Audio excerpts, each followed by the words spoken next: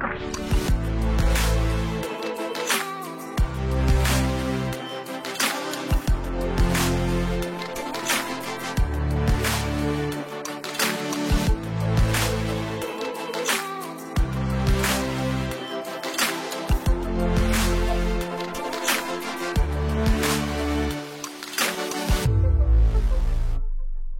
se lève ensemble, on va commencer à adorer le Seigneur. Je ne sais pas vous, mais moi ce soir j'ai soif de sa présence. Vous savez pourquoi? Parce que je sais ce qu'il est capable de faire. Je sais ce qu'il a déjà fait pour moi, je sais ce qu'il a fait pour des hommes dans la Bible. Et je crois que Dieu n'a pas changé. Est-ce que tu crois que Dieu a changé? Je crois que ce qu'il a fait hier, il est capable de le faire ce soir. Pas toujours attendre le super programme avec le prédicateur qui vient de on ne sait pas d'où. La présence de Dieu est là. Et moi je crois que ce qu'il a déjà fait, il va pouvoir commencer à le continuer ce soir au nom de Jésus. Il a touché tellement de personnes. Vous savez, j'écoutais encore des hommes de Dieu dire aujourd'hui, il faut se faire violence. Il faut se faire violence. Tu n'as plus besoin de te faire violence. Le royaume des cieux a été ouvert. Dieu a déchiré le ciel et il a vidé le ciel. Il a donné son Fils pour chacun d'entre nous. Au nom de Jésus. Le châtiment qui nous donne la paix est tombé sur lui. La Bible dit que dans ses meurtrissures, nous sommes déjà guéris. Qu'à travers le nom qui est élevé au-dessus de tous les autres noms, je suis au bénéfice d'une délivrance certaine, véritable et définitive. Au nom de Jésus, il a eu un dos labouré avec des chemins tracés dans son dos. C'est le chemin de ta destinée. Alléluia. Au nom de Jésus, on a voulu percer son côté afin que justement ce qu'il y avait dans son cœur puisse être déversé sur cette terre. Le Seigneur t'aime, alléluia, et il l'a prouvé. Et il voudrait encore te le prouver ce soir dans le nom de Jésus.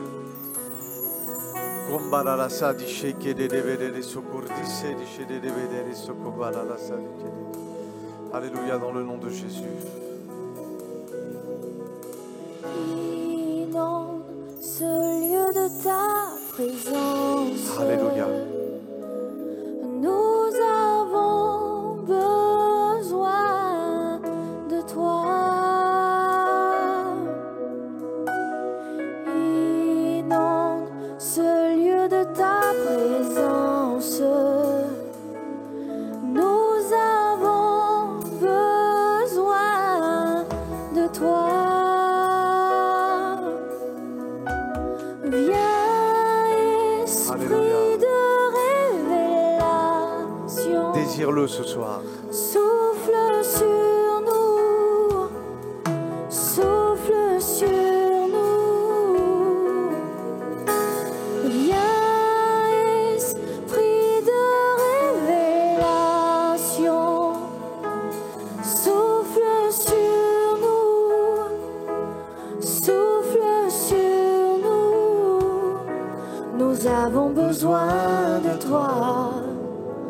En cet instant, Seigneur, sois le centre de nos vies. Comme une prière, dis-le.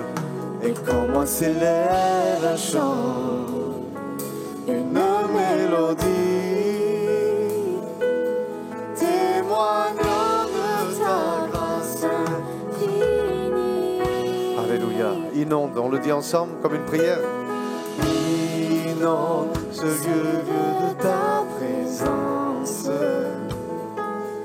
Nous avons besoin de toi. Inonde ce lieu de ta présence. Nous avons besoin de toi. Viens,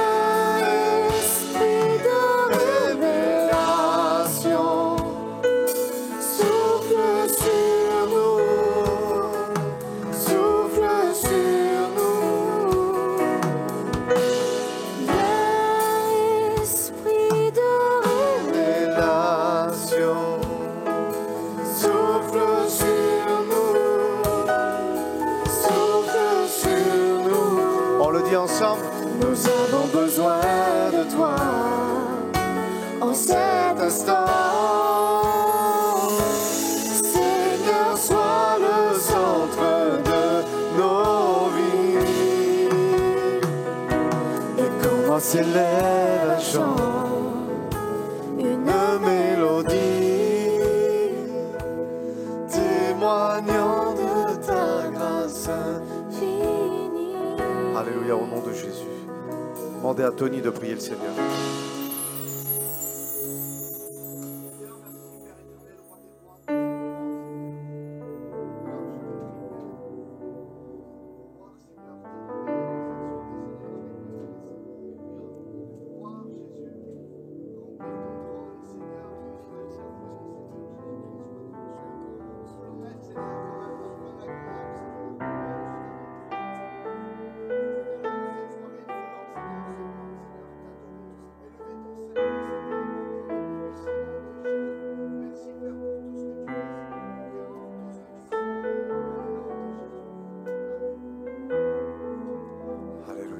Continue d'adorer le Seigneur.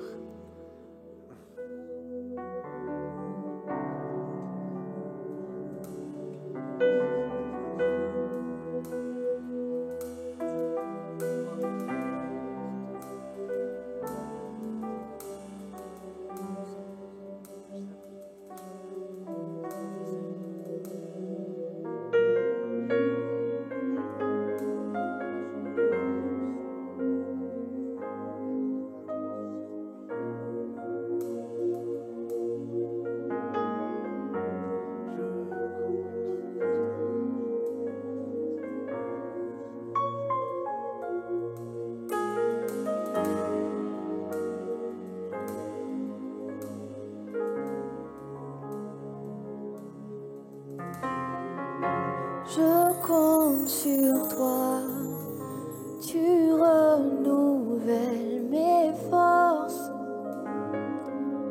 Tes promesses sont vraies, ta parole ne faillit pas. Je reste ferme, car tu prends soin de moi. Même dans les tempêtes, tu ne m'abandonnes pas. Tu es fidèle, fidèle, fidèle. Tu es fidèle, fidèle à jamais. Je compte sur toi, tu renouvelles mes forces. Tes promesses sont vraies, ta parole ne faillit pas. Je reste ferme, car tu prends soin de moi. Même dans les tempêtes, tu ne m'abandonnes pas, car tu es fidèle. On le dit ensemble. Fidèle, fidèle, tu es fidèle, fidèle à jamais. Oui, tu es fidèle, fidèle, fidèle, tu es fidèle, fidèle à jamais. Plus aucun délai, je reçois mon le Seigneur le fait dans ma vie, plus aucun délai, je reçois mon miracle. Le Seigneur le fait dans ma vie, dans ma vie. Au nom de Jésus.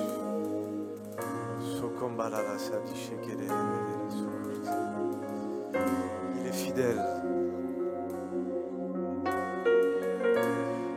Au nom de Jésus, crois-le ce soir que sa fidélité va se manifester envers toi. Il y a tellement de choses à dire. Il y a tellement de témoignages qui circulent sur la fidélité de Dieu. C'est un des plus beaux noms que Dieu a revêtu. Fidèle. Fidèle dans ses engagements. Fidèle dans ses promesses. Fidèle envers son œuvre au nom de Jésus. Même lorsque nous ne sommes pas encore fidèles, lui, il reste fidèle. Fidèle à travers ce qu'il a dit. Ce qu'il a dit, il le fera, crois-le. Ce qu'il a dit, il le fera, il agira. Il a été fidèle à travers l'œuvre de la croix. Tellement de prophètes ont annoncé justement la venue de ce Messie. Et il est venu. Alléluia. J'ai demandé à ceux qui sont désignés pour la Sainte Seine de pouvoir venir s'approcher sur le devant. Alléluia. Au nom de Jésus. Oui, Saint-Esprit, tu le fais. Élevez vos voix.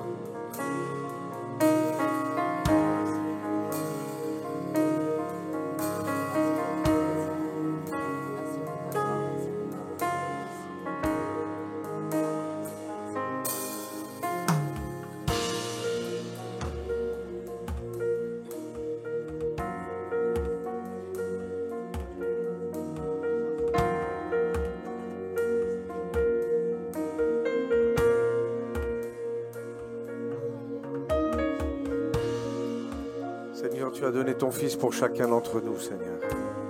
C'est pour ça que nous voulons encore venir nous approcher de cette table sainte.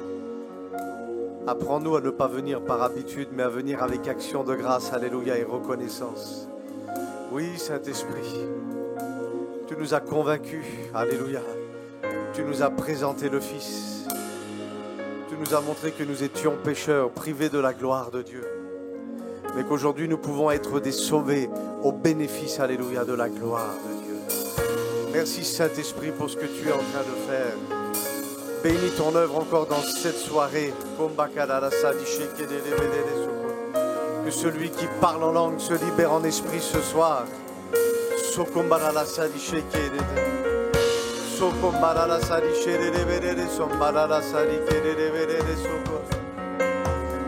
Ce pain et ce vin, alléluia. Que quelqu'un prenne sa victoire ce soir. Que quelqu'un prenne sa délivrance et sa guérison dans le nom de Jésus.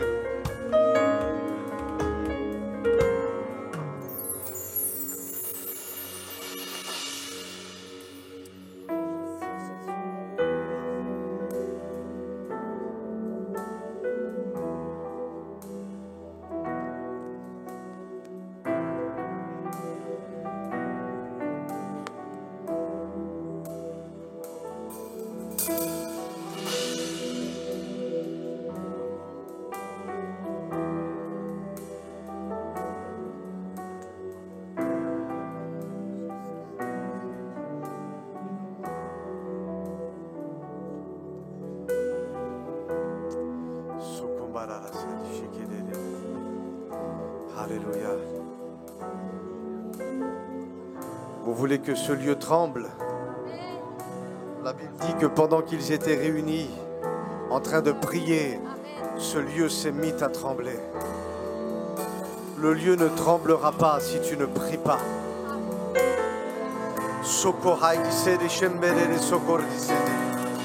Ils ont fait trembler le lieu, même qu'ils ne parlaient pas encore en langue. Toi, tu es devenu, alléluia, le temple du Saint-Esprit.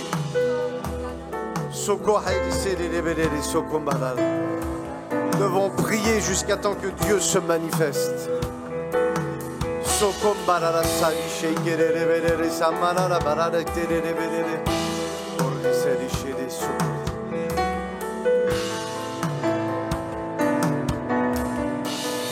Alléluia, élève ta voix et réclame ce qui est à toi maintenant.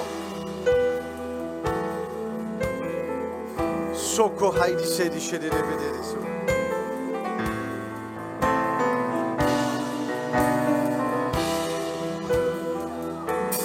Je veux prier, toujours prier, prier jusqu'à ce que tu m'exauces. Je veux prier, toujours prier, prier jusqu'à ce que tu m'exauces. Seigneur, donne-nous la force de continuer de prier, parce que tu n'es pas n'importe qui, nous savons qui nous servons ce soir. Alléluia, au nom de Jésus, peu importe l'obstacle et l'adversité qui est devant nous, nous voulons croire, Saint-Esprit, alléluia, que tu es l'Esprit le plus fort, l'Esprit qui règne, alléluia. C'est pour ça que je veux prier. Je veux prier, toujours prier, prier jusqu'à ce que tu m'exauces. Je veux prier, toujours prier, prier jusqu'à ce que tu m'exauces. Seigneur Jésus, je veux te remercier, Seigneur, pour ces moments, Seigneur. Merci, Seigneur, parce que quand nous t'invoquons, Seigneur, quand nous invoquons ton nom, Seigneur, il y a toujours quelque chose qui se passe, Seigneur. Que ce soit en esprit ou physiquement, Seigneur, mentalement, Seigneur, il y a toujours quelque chose qui se passe, Seigneur. Je te dis merci, Seigneur, parce que dans ce lieu, nous t'invoquons, Seigneur. Dans ce lieu, Seigneur, nous voulons ta présence, Seigneur, dans nos vies. Nous voulons, Seigneur, t'exalter pour qui tu es, Seigneur. Non pas parce que tu nous donnes des choses, mais parce que tu es, Seigneur, tout, Seigneur, pour nous. Je te remercie, Seigneur. À toi la gloire, Seigneur. Alléluia, Jésus. Alléluia. À toi la gloire, à toi la gloire.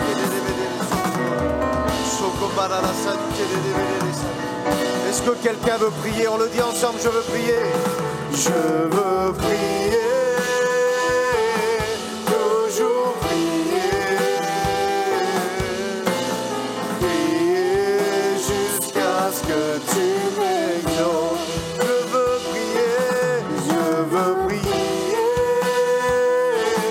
toujours prier, jusqu'à ce que tu m'exauces. Seigneur, donne-nous la force, alléluia, de continuer de prier malgré l'épreuve et l'adversité, alléluia. Merci pour la vérité que tu libères ce soir. Dans le nom de Jésus, je brise au nom de Jésus tout esprit d'incrédulité ce soir. Tout ce qui t'empêche de pouvoir être au bénéfice de la volonté de Dieu. Accroche-toi à ce que le Seigneur t'a dit au nom de Jésus. Il a dit des choses et il va le faire. C'est pour ça que je veux prier. Je veux prier, toujours prier, prier jusqu'à ce que tu m'exauces. Je veux prier, toujours prier. Alléluia, au nom de Jésus. Jusqu'à ce que tu m'exauces. À vous, Église, dites-le. Je veux toujours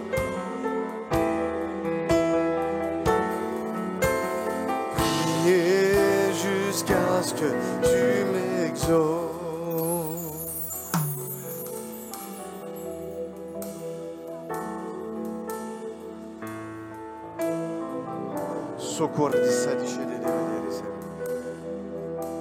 Plus de toi, Seigneur, plus de toi.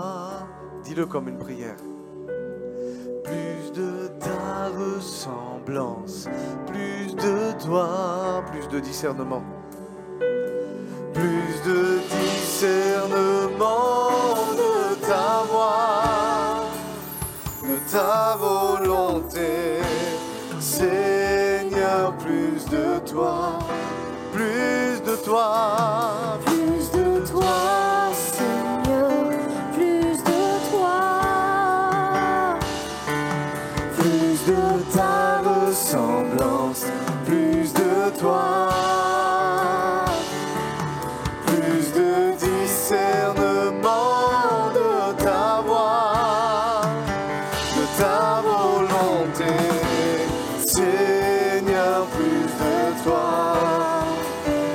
de ta volonté. Seigneur, plus de toi. Dis-le avec moi. De ta volonté. Seigneur, plus de toi. De ta volonté. Seigneur, plus de toi.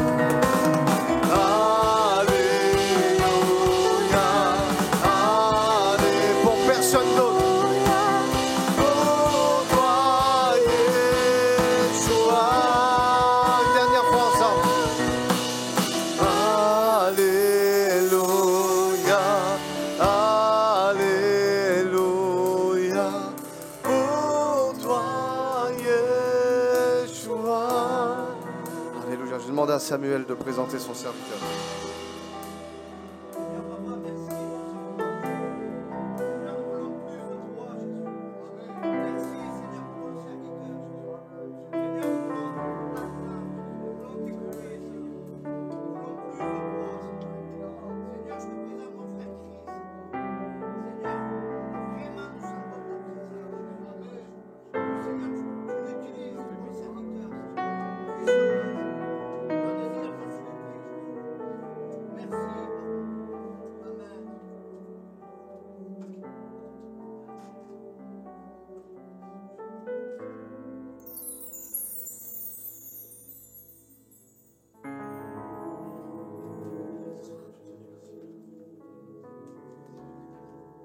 Bonsoir tout le monde.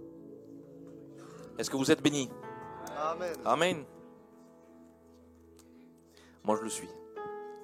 C'est bon de se retrouver ensemble, de prendre la communion, mais de voir aussi chaque frère et chaque sœur. Parce que je crois que le plus important, parmi les temps que nous vivons, c'est de prendre soin des uns des autres.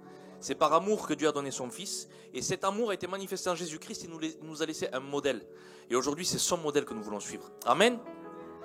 Donc aujourd'hui, le titre du message s'intitule « Sortir de l'éducation mensongère pour revêtir sa vraie identité ». Amen. Donc on va relater quelques récits pour pouvoir se mettre dans le contexte et pouvoir comprendre de quoi nous parlons, et ensuite nous rentrerons dans le vif du sujet. Alléluia. On va faire une lecture dans Genèse 12, verset 1.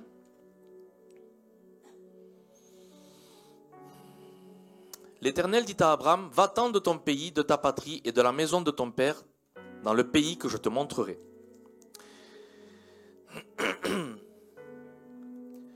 Je ferai de toi une grande nation et je te bénirai, je rendrai ton nom grand et tu seras une source de bénédiction. » Là, nous avons un appel et un ordre de quitter un endroit.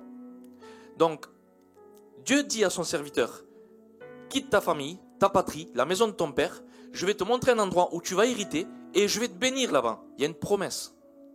Mais la promesse n'est valable que si Abraham obéissait. Alléluia. On fait partie du peuple des gens du voyage et chez nous, c'est très compliqué de quitter une famille. Pourtant, lorsque Dieu parle, il n'y a pas d'autre choix. Si nous voulons vivre une vie bénie de Dieu, on n'a pas d'autre choix que d'obéir. Parce que c'est notre obéissance qui va activer justement l'onction que Dieu va déposer sur notre vie. Sans l'onction, on ne peut rien faire. Abraham Certainement qu'il a eu certaines difficultés. Pourquoi? Parce qu'en réalité, dans sa patrie, il y avait des choses qui étaient extrêmement contraires à ce que Dieu voulait. Et il ne pouvait pas recevoir d'héritage ni de bénédiction dans cet endroit-là. Alors il lui dit, quitte cet endroit et je vais te montrer un autre endroit où je te bénirai. C'est pas facile, mais c'est jamais impossible. Amen. Alléluia. Donc, on va faire une deuxième lecture dans Genèse 22, versets 15 à 17.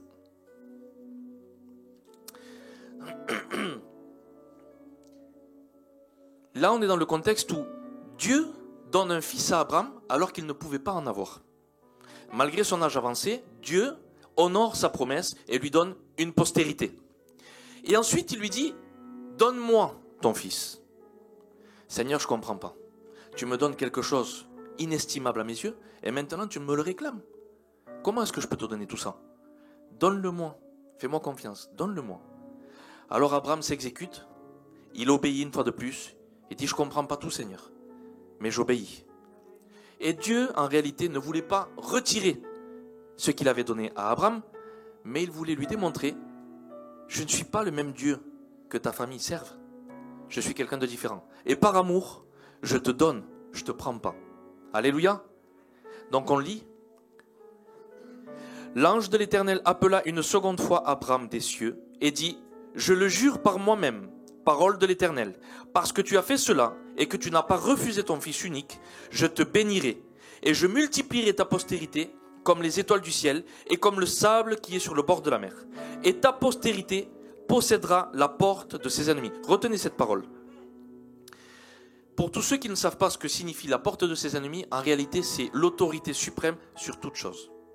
Sur la maladie, sur les principautés, sur les autorités, sur les événements, sur les circonstances. Alors je sais, il y a des choses qu'on n'arrive pas forcément à expliquer, mais ce n'est pas parce que Dieu ne nous honore pas, c'est parce que nous comprenons mal les choses.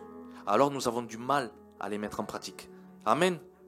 Très souvent on s'en prend à Dieu, et on dit Seigneur, je ne comprends pas pourquoi tu fais ça.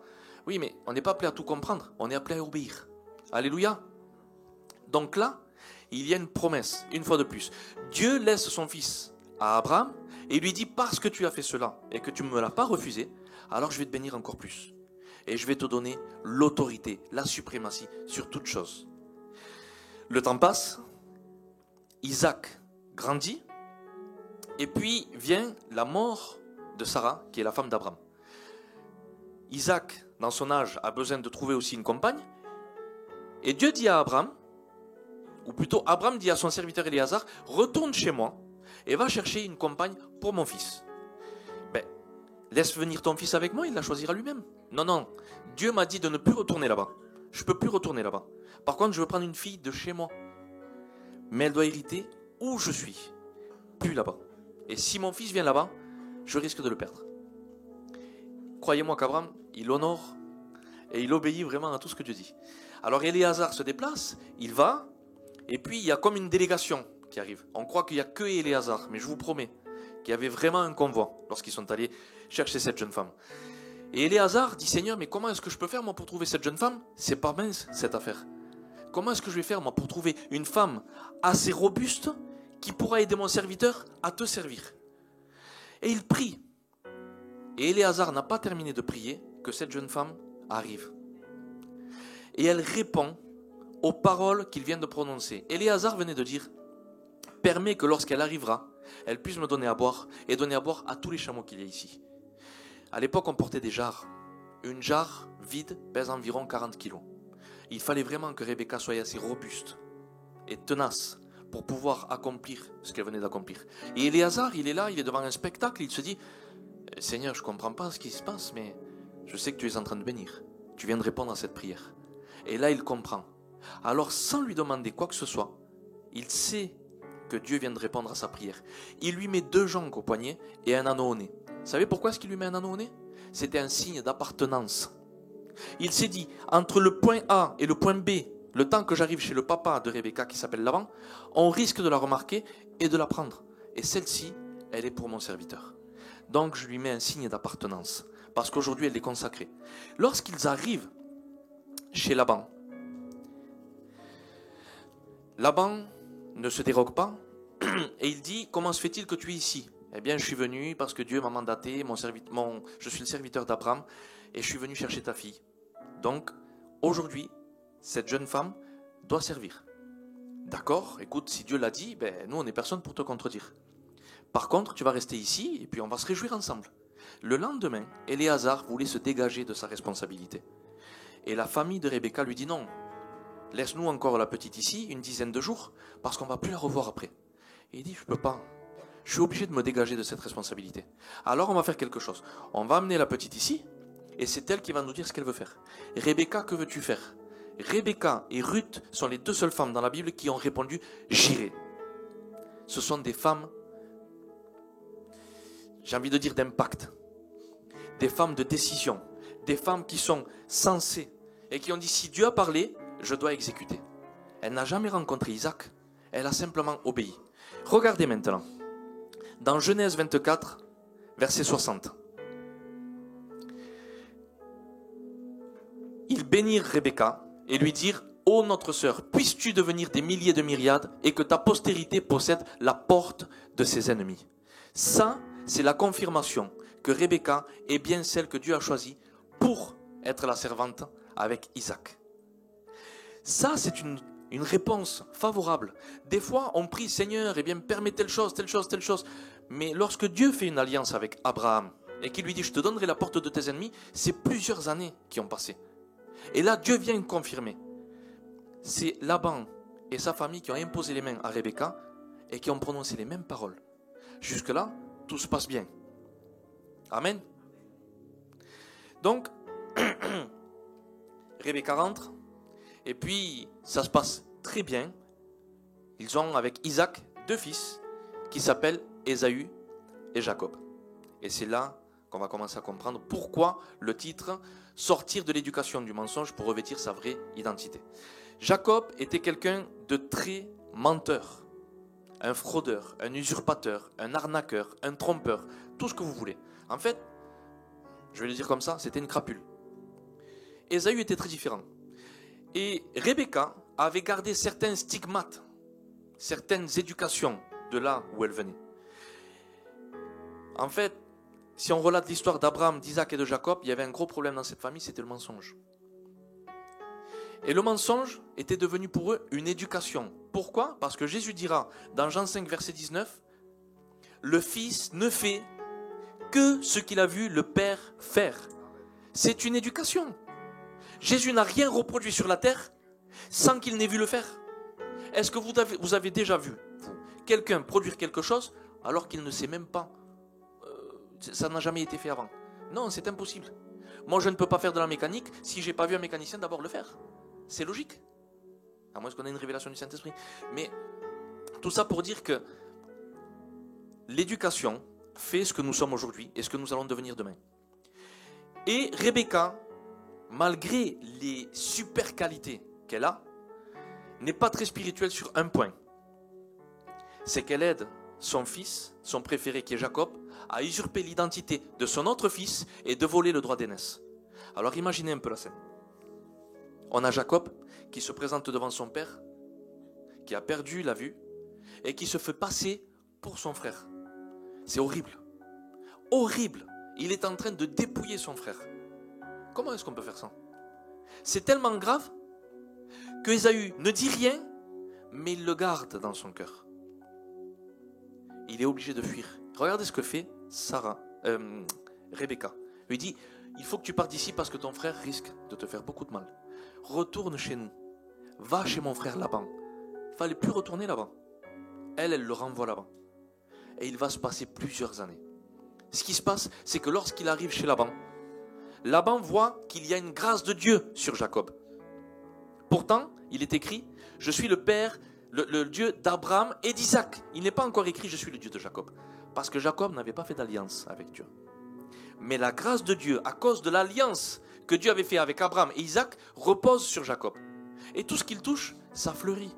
Laban l'a discerné. Il a dit, toi, tu vas rester avec moi. Parce que je vais bénéficier de tes grâces. Laban était un profiteur. Donc il exploite son neveu qui va devenir son beau-fils. Et il trompe son neveu Parce que lorsque Jacob arrive, il voit une belle femme qui s'appelle Rachel. Il dit, s'il faut, je vais travailler 7 ans et je vais te payer comme ça et je vais prendre ta fille. Et Laban le trahit, le trompe et il ne lui donne pas Rachel. Il lui donne la fille aînée qui s'appelle Léa. Il dit, c'est pas grave. Je vais travailler 7 ans de plus et je vais prendre Rachel. Mais ce qui s'est passé, c'est que les années se sont succédées et l'éducation était en train de s'amplifier.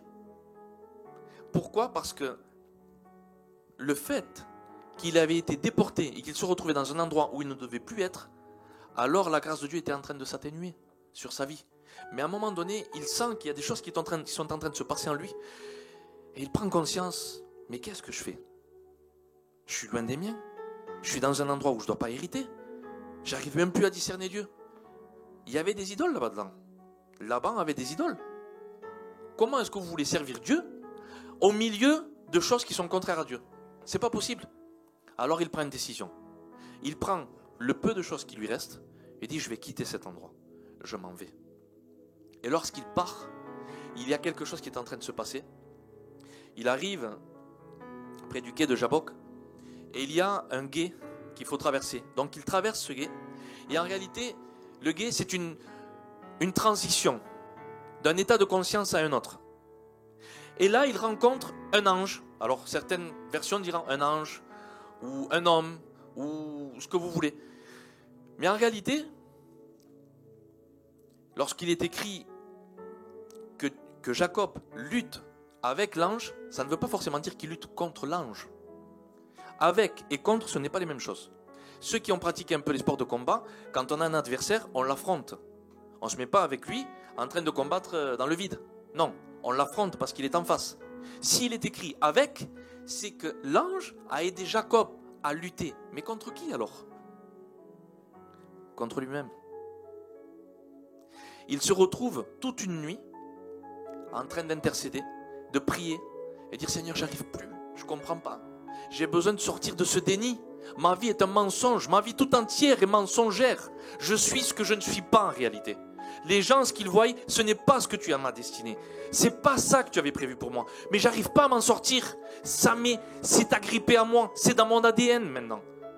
Et l'ange est ici. Pourquoi ? Parce que l'ange est un auxiliaire, un messager de Dieu. Une personne qui est dotée d'une intelligence supérieure, d'une conscience bien plus élevée, transcendante. Et il lui dit, t'inquiète pas, je vais t'aider. Je vais t'aider, tu vas t'en sortir. Et la lutte que Jacob avait n'était pas contre l'ange, mais il luttait avec l'ange contre sa personnalité à lui. Pourquoi ? Parce qu'en réalité, lorsque nous devons prendre une certaine dimension, un certain degré de conscience, c'est très difficile de lutter contre sa propre personne. Les éducations que nous avons reçues, je vous dis ça, une principauté, ce n'est pas toujours un mauvais esprit. C'est aussi des mœurs et des choses très établies profondément dans des familles. Et on se dit, chez nous c'est comme ça. Oui, mais chez toi, c'est pas comme chez lui. Et si chez lui c'est comme ça, alors ça ne doit plus être comme ça chez toi. Ça nous cause défaut. Écoutez, chez nous, on est plein de principes. C'est un principe gouvernemental qui fait de nous, ici, quelqu'un de paralysé parce que ce sont des forteresses qui tiennent même des familles. Et on ne peut plus vivre comme ça. Jacob voulait retourner vers chez son frère Ésaü, mais il ne pouvait plus y retourner de la même façon. Tu ne peux plus retourner de la même façon que tu es venu. Alors comment est-ce que je fais, Seigneur ? Il dit, tu dois être transformé. J'ai besoin de faire une alliance avec toi. J'ai besoin de me retrouver avec toi. J'ai besoin de me retrouver en toi pour pouvoir discerner certaines choses. Et lorsqu'il y a tout ce qui est en train de se passer à l'intérieur de Jacob, c'est comme s'il se retrouvait dans cette nuit-là. Et la nuit représente les ténèbres de notre mental. Mais lorsque l'ange est arrivé, l'ange qui représente la lumière, la vie est ici pour éclairer justement nos consciences. Et ce soir, ce n'est pas une soirée de délivrance, c'est une soirée de prise de conscience. Pourquoi ? Pour pouvoir sortir du point A, pour que nous puissions rentrer dans le point B. Parce que le but de notre Seigneur, ce n'est pas de nous laisser dans un endroit, mais de nous amener de progrès en progrès et de gloire en gloire. Amen. Alors ce qu'il se passe, c'est que chaque fois qu'il y aura une période de transition dans nos vies, la vie viendra nous frapper. Et je voudrais qu'on lise quelque chose Dans Genèse 32, du verset 24 au verset 28.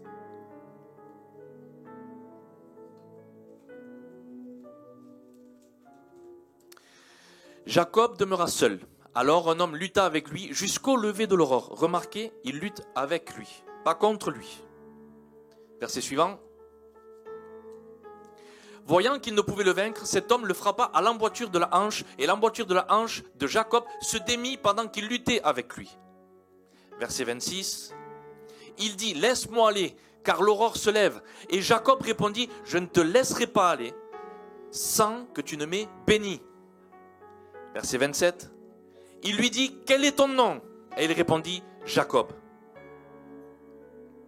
Il dit encore, ton nom ne sera plus Jacob, mais tu seras appelé Israël, car tu as lutté avec Dieu et avec des hommes, et tu as été vainqueur. Une autre version dira, tu as lutté avec l'aide de Dieu contre l'homme, contre toi-même. Pourquoi?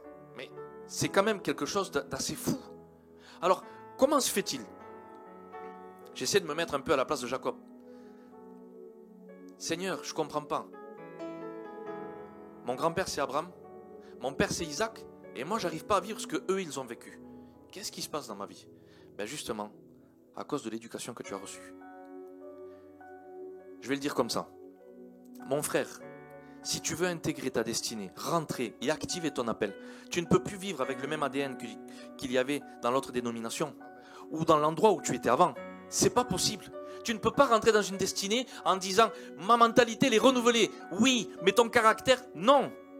Pourquoi? Parce que les mots que tu prononces, les actes que tu poses ne font pas de toi ce que tu es. Ma sœur, si tu vis dans un foyer et que tu es marié, mais que tu continues toujours de t'appeler avec ton nom de jeune fille et que tes papiers portent toujours le même nom, il y a une dysfonction dans ton foyer. Ne sois pas étonné qu'il y a quelque chose de mauvais. S'il y a des disputes, c'est parce qu'il y a une division. Dans le domaine de l'esprit, il faut que tu fasses un. Le nom, c'est ton identité. Aujourd'hui, si tu n'es pas sous la couverture de ton mari, certainement, tu vas y trouver des dysfonctions. Chaque fois que la vie va te frapper, il y aura une lutte interne. Et l'ange, qui est une intelligence supérieure, envoyée par la vie pour monter en degré de conscience supérieure, il faut que cette conscience puisse émerger pleinement. Alors, chez l'individu, la vie va te blesser pour que cet individu, les individus que nous sommes, les êtres humains que nous sommes, pour que nous puissions monter en degré de conscience, certainement, la vie va nous blesser. Parce que chaque fois qu'il y a une transition, ça fait mal. Tu vas perdre des gens. Tu vas peut-être même perdre du matériel. Tu vas perdre du respect. Mais, écoute, on veut tous ce qu'il y a de mieux. Mais Dieu veut ce qu'il y a de meilleur. Le mieux aujourd'hui, pour Dieu, c'est de la médiocrité. Il veut pour toi ce qu'il y a de meilleur. Il veut l'excellence pour toi. Même si à tes yeux ça ne l'est pas, pour lui ça l'est. Alléluia. Alors, il va s'en suivre bien évidemment une période où alors, lorsqu'il a été frappé à l'emboîture de la hanche, c'est ce qu'on appelle la jonction entre le mental et la matière. L'esprit et la matière. Et Dieu nous frappera toujours dans notre psyché, notre mental. C'est la mise en pratique de la conscience. Alors, je fais une introspection. Seigneur, je suis ici, je veux te servir de tout mon cœur, mais ma vie ne cadre pas avec ce qui est écrit ou avec ce que j'ai reçu de toi. Pourquoi? Tout simplement parce qu'il y a des choses à déprogrammer et d'autres à activer. Ça, si nous ne l'établissons pas dans nos vies, on ne pourra pas servir efficacement. Amen. À cause de l'éducation que nous avons reçue, nous avons besoin d'une préparation. Pour pouvoir rentrer dans cette dimension, on a toujours besoin d'un préparateur. Le rôle du préparateur dans le Nouveau Testament est attribué à Jean le Baptiste. Vous savez pourquoi? Parce que les Juifs étaient toujours sous le régime de la loi. Et il leur dit, repentez-vous, changez de mentalité, changez de façon de voir les choses, changez de votre système de pensée, parce que vous ne pourrez pas vivre le royaume des cieux. Ça, c'est la préparation à la transition. Lorsque Jacob a une difficulté monumentale contre lui-même, je peux le comprendre. Vous savez pourquoi? Parce que c'était lui contre lui. Et il a eu besoin d'une assistance divine pour ça. Nous, on est très avantagés. Pourquoi? Parce qu'on a l'assistance du Saint-Esprit. Ce n'est plus Dieu avec nous, c'est Dieu en nous. Donc c'est beaucoup plus facile. Même si c'est très difficile, je le répète encore, ce n'est jamais impossible. Amen. Les premiers symptômes de la transition entre la prise de conscience de ce que nous sommes et de qui nous devons devenir sont précédés de certaines déconnexions avec certaines personnes, certaines situations ou même des circonstances. Et c'est accompagné de phases de solitude très assumées. C'est ce qui s'est passé pour Jacob. Moi, personnellement, je sais ce que c'est de passer plusieurs heures pendant la nuit en train de marcher, de parler à Dieu, parce que je ne comprends pas tout. Et je suis très souvent en train de lutter contre moi-même. Je n'attends pas que les frères viennent énumérer tous mes défauts. Je les règle lorsque je m'en rends compte, avec l'assistance du Saint-Esprit. Et très souvent aussi, je peux poser des actes et m'être trompé. Mais l'erreur est humaine. Le plus important, c'est de s'en repentir. Amen. Alors on peut redémarrer.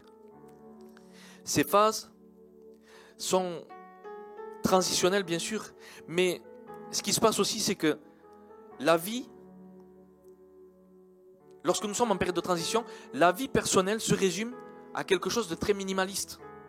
Quand on voit quelqu'un qui ne vient plus très souvent à la réunion, quelqu'un qui va rester un peu réservé, il va moins bien manger, on va le voir assez fatigué, il ne parlera pas beaucoup, il va côtoyer moins de monde, ça c'est une période qui est en train de transiter. Mais elle ne le sait pas. Elle n'en est pas consciente. Il faut aider ces gens-là. Il faut nous aider. Mamadou Karambiri disait quelque chose comme ça. Tu veux connaître Dieu? Gloire à Dieu. Mais d'abord connais-toi toi-même. Parce que si tu ne te connais pas, tu ne pourras pas discerner ce que Dieu veut faire en toi. Dieu en nous va nous parler de façons qui nous sont propres. Je disais ça tout à l'heure avec le frère Chiquitam. De la façon que Dieu te parle à toi, peut-être il ne me parlera pas de la même façon à moi. Parce qu'il va y avoir des prises de conscience, des ressentis, des pensées et des émotions qui ne seront pas les mêmes que les tiennes. Le Saint-Esprit est un gentleman, c'est vrai. Mais il travaille aussi avec nos caractères. Et il vient de façon à ce que nous puissions être assez à l'aise pour pouvoir le comprendre, le discerner, mais ensuite pour pouvoir mieux le pratiquer. Alléluia. Puis lorsque nous vivons ces choses-là, nous avons énormément de mal à expliquer ce que nous sommes en train de vivre parce que les gens ne nous comprennent pas. Alors, tout à l'heure, avec Chris, on était en train de discuter et il nous disait que plusieurs personnes sont malades. Moi, je le sais, mais je ne le vis pas. Donc, je ne peux pas comprendre ce qu'ils ressentent. Par contre, ceux qui le vivent, ben, ils sont dans un état de mal-être. Parce qu'il y a des incompréhensions. Pourquoi est-ce que je ne suis pas bien comme ça? Qu'est-ce qui se passe à l'intérieur de moi? Et c'est un petit peu, ce matin j'ai donné cet exemple, pour toutes les personnes qui ont fait du sport, c'est comme une grosse congestion. Les personnes qui sont allées pousser de la fonte, qui font du sport, lorsque les muscles se gorgent de sang, il y a un gonflement. Et là, dans cette période de transition et de congestion, il y a une déferlante de pensées, d'émotions, de ressentis et de sentiments que nous ne pouvons pas exprimer. Parce que c'est nous qui le vivons et les gens ne le comprennent pas parce qu'ils ne le vivent pas. C'est très difficile d'expliquer ça. Mais lorsque des gens le vivent, on n'a même plus besoin d'expliquer. Avec un simple regard, on se comprend. Amen. Donc, en réalité, c'est très simple. Comment pouvoir revêtir une vraie identité? C'est tout simplement sortir du déni. Premièrement, reconnaître qu'en réalité, Seigneur, je sais qui je suis, mais je ne manifeste pas qui je suis. Et peut-être que j'ai une apparence, un comportement, une attitude qui ne démontre pas qui je suis réellement, en bien ou en mal. Sortir du déni. Prendre conscience de ce que Dieu veut dans nos vies pour pouvoir nous mettre en marche et commencer à le pratiquer. Lutter contre soi-même. Je crois que c'est la chose la plus difficile. Pourquoi? J'ai dit ça à Chris récemment. Je crois que la chose la plus difficile dans l'évangile, c'est le renoncement. C'est très difficile de renoncer. Récemment, j'ai dû prendre certaines décisions. Les décisions font ou ne feront pas le succès de notre vie. Job dira ça dans Job 22, 28. À ta décision répondra le succès. Le succès est quelque chose de spirituel, qui n'a pas d'autre loi que d'honorer ce que toi tu vas dire, ce que tu vas faire et ce que tu vas décider. À partir du moment où tu décides quelque chose, c'est comme si tu appelais le succès et le succès n'a pas d'autre choix que de venir à toi. Un jour ici, j'ai dit, qu'est-ce que quelqu'un qui a du succès? C'est pas quelqu'un qui a tout réussi dans la vie. C'est quelqu'un qui sait d'où il vient, qui sait où il est et qui se dirige progressivement vers où il sait qu'il doit aller. Ça, c'est quelqu'un qui a du succès. Si au cours de cette année 2024, ce n'est pas ton cas, alors tu es en retard. Il y a des anomalies. Est-ce que vous suivez? Amen. Ensuite, il y a une prise de possession de sa nouvelle identité et l'établissement d'une nouvelle alliance avec Dieu. Pourquoi? Parce que plus tard, il est écrit: je suis le Dieu d'Abraham, je suis le Dieu d'Isaac et je suis le Dieu de Jacob. Pourtant, Dieu ne manquera pas à l'appeler plusieurs fois Jacob au lieu d'Israël, alors que sa nouvelle identité, c'était Israël. Savez-vous pourquoi? Parce qu'on est humain. On n'est pas parfait, mais on vise la perfection.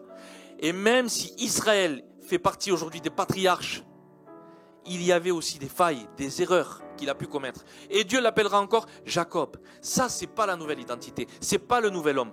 C'est la vieille identité, c'est encore les résidus du stigmate qu'il avait chez Laban, l'éducation mensongère qu'il avait reçue. C'est en train de se manifester et Jacob luttait constamment avec ça. Lorsqu'il y a le retour face à Ésaü, Ésaü le pardonne alors qu'il voulait le tuer. Jacob ne trouve rien d'autre à faire que d'aller en face de la ville de Sichem au lieu de partir avec son frère. Vous savez ce que ça lui a coûté?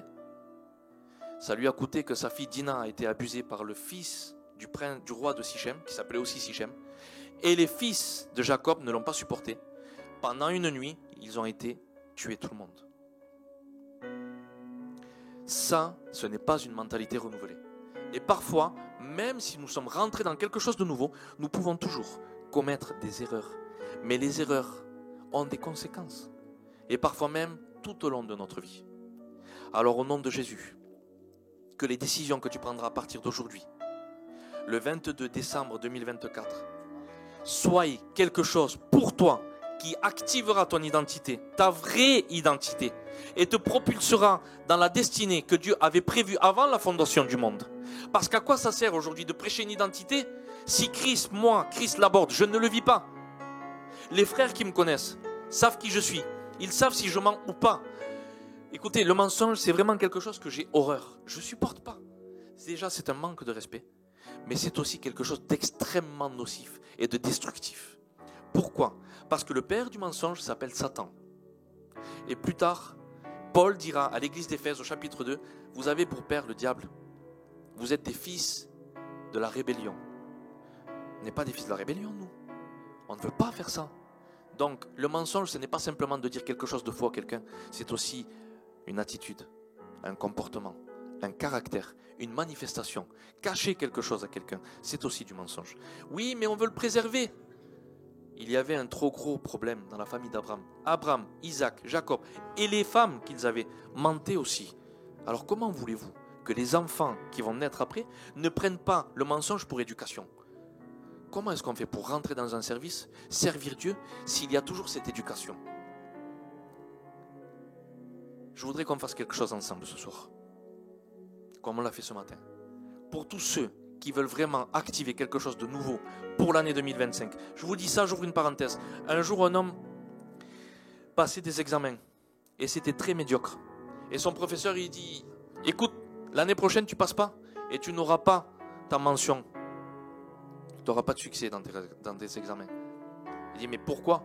Ben parce que c'est déjà avancé et l'année prochaine, tu es trop en retard pour ça. D'accord. Donc, mon problème, c'est le temps. Oui. Ok. Alors, je vais te donner 2 exemples. C'est l'élève qui parle au professeur. Et il lui dit, si je serais une pomme perchée sur un arbre, le temps serait un défaut pour moi parce qu'au bout d'un moment, je vais commencer à pourrir et à tomber. Oui? Oui. Ok. Étant donné que si je serais peut-être cette pomme et qu'on l'accueille et qu'on fait une tarte aux pommes, on la met dans un four au thermostat 6 à 220 degrés, bref, pendant 20 minutes, le temps est un facteur qui va jouer contre moi. Oui, mais écoute, moi je suis ni une pomme ni une tarte et moi j'ai décidé déjà d'être l'année prochaine. J'aurai ma mention avec plus même. Vous savez ce qui s'est passé? C'est qu'il a eu du succès dans ce qu'il avait décidé. Parce qu'il l'avait décidé, qu'il l'avait proclamé et qu'il s'est mis en marche pour l'exercer, Dieu l'a honoré.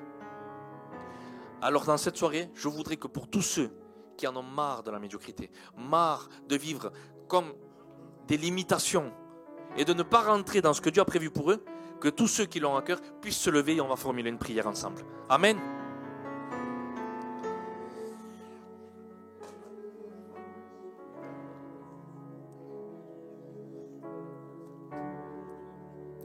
Ne formule pas cette prière simplement de tes lèvres, mais formule-la avec le cri de ton cœur.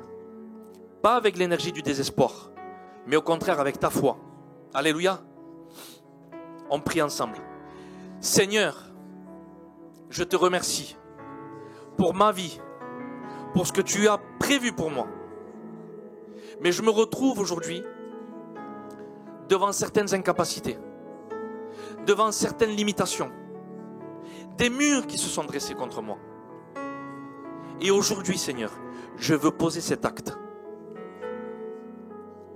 Je veux que tu fasses dans ma vie ta volonté.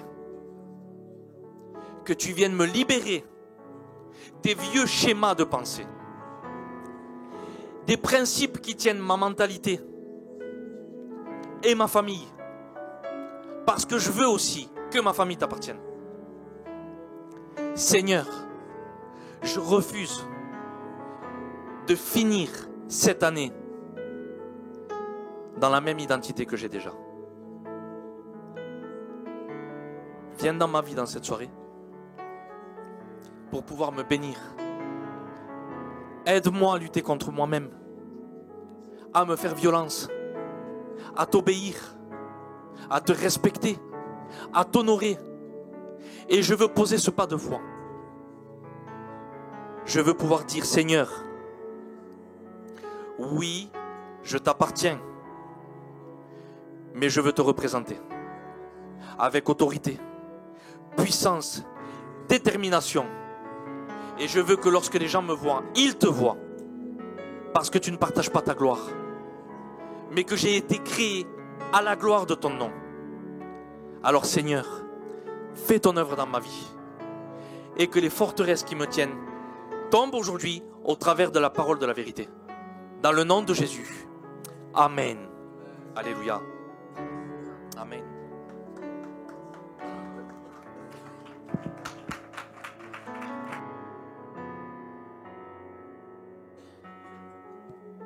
Gloire au Seigneur.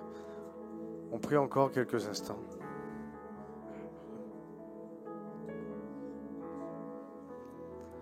On lisait un texte en venant où l'apôtre Paul encourageait Timothée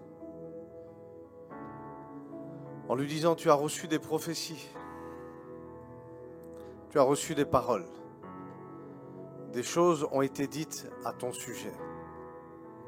Donc maintenant, avec l'engagement d'une bonne conscience, combat,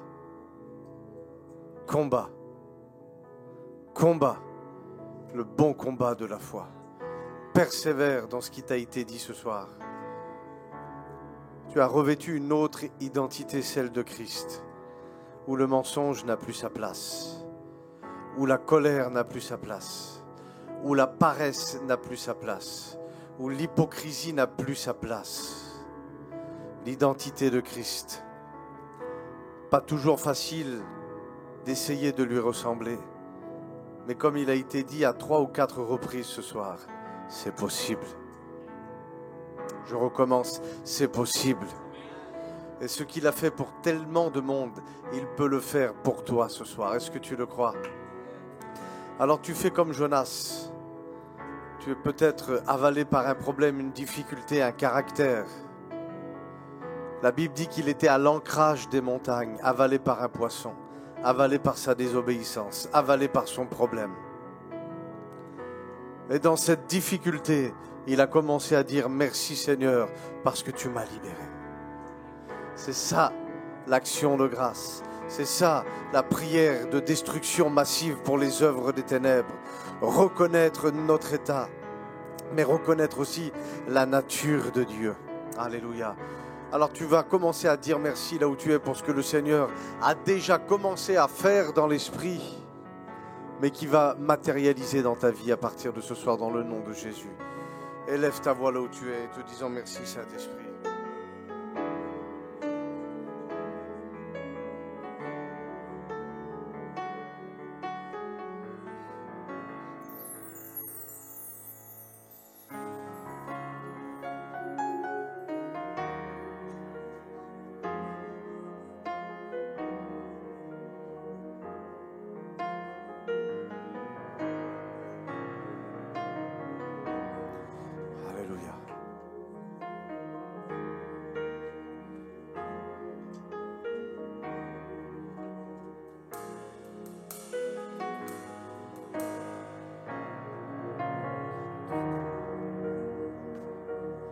Je veux prier,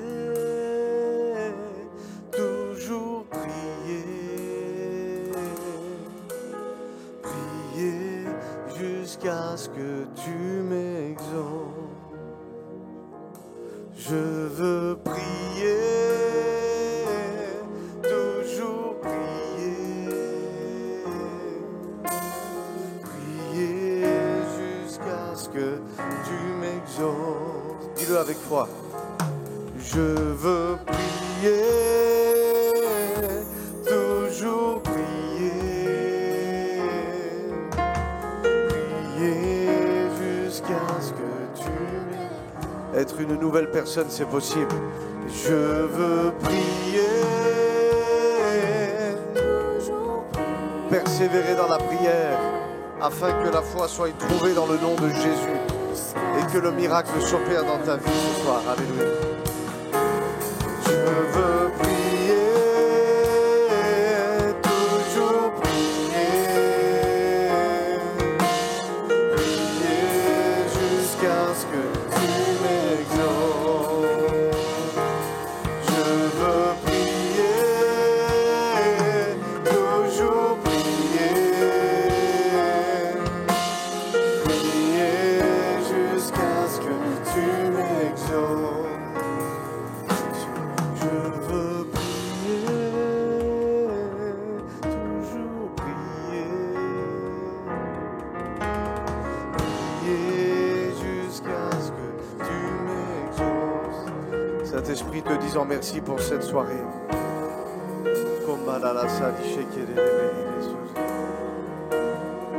Restez en prière, je vous dis ce que je ressens sur mon cœur. Je ressens que le message a été pris. Mais tu sais que quand tu vas sortir dehors, il y en a un qui va vouloir venir voler cette semence. Il faut que tu en sois conscient. C'est terminé. Il ne doit plus arriver à prendre les semences de cette parole que tu reçois à chaque fois que tu viens dans cette réunion. Tu reçois des choses, tu comprends les choses.